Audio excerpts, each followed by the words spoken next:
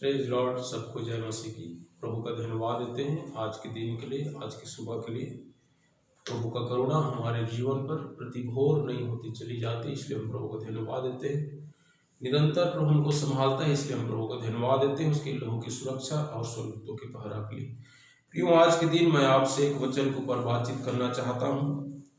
यूहन्ना रचित सुसमाचार उसके 3 अध्याय और उसके 5 पद, जहाँ पर यीशु मसीह ने उत्तर दिया, यीशु ने उत्तर दिया, मैं तुझसे सच सच कहता हूँ, जब तक कोई मनुष्य जल और आत्मा से न जन्मे तो वह परमेश्वर के राज्य में प्रवेश नहीं कर सकता।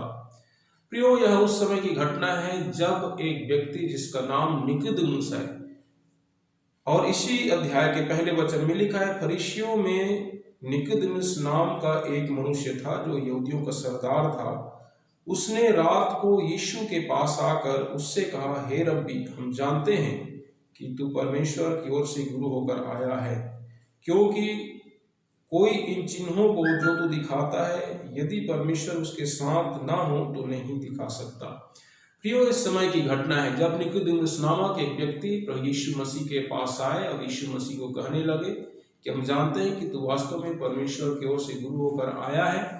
वहां पर निकोदेमुस ने यीशु मसीह से कहा कि एक जो चिन्ह और चमत्कार की बातें होती है, जब तक परमेश्वर उसके साथ ना हो तो नहीं हो सकता।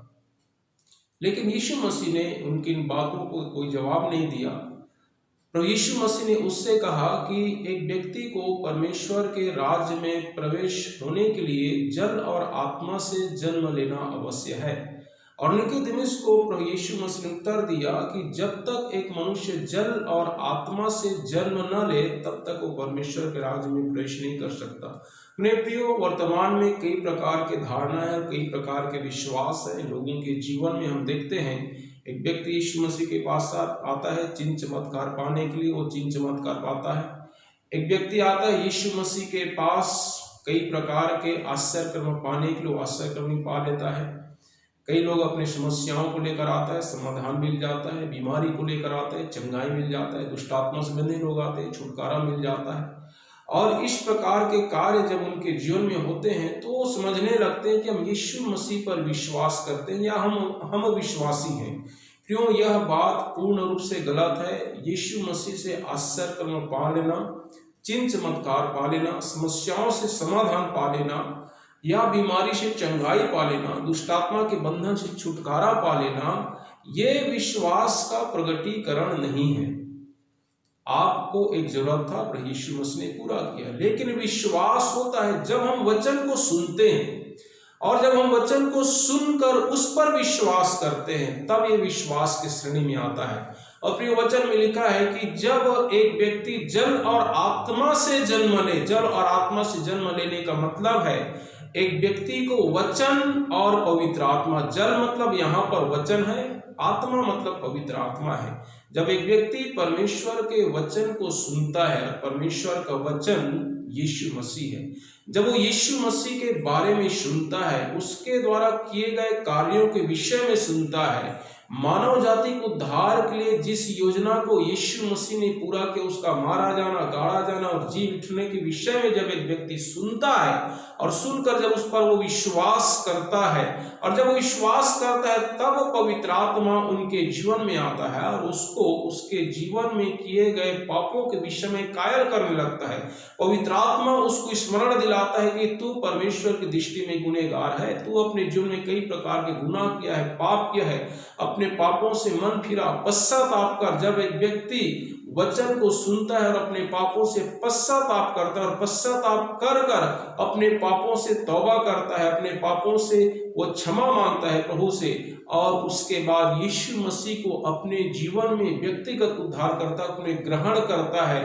प्रियो, वचन कहता है जितनों ने उस पर विश्वास किया, परमेश्वर ने उनको संतान होने का अधिकार दिया। जिस घड़ी एक व्यक्ति वचन को सुनता है, पश्चाताप करता है, यीशु मसीह को व्यक्तिगत जीवन में उद्धार करता है, अपने ग्रहण करता है, उसी समय वो परमेश्वर का संतान बन जाता है। और जब वो परमेश्वर के संतान बन जाता है, उसी समय वो स्वर्ग के राज्य के वारिस बन जाता है।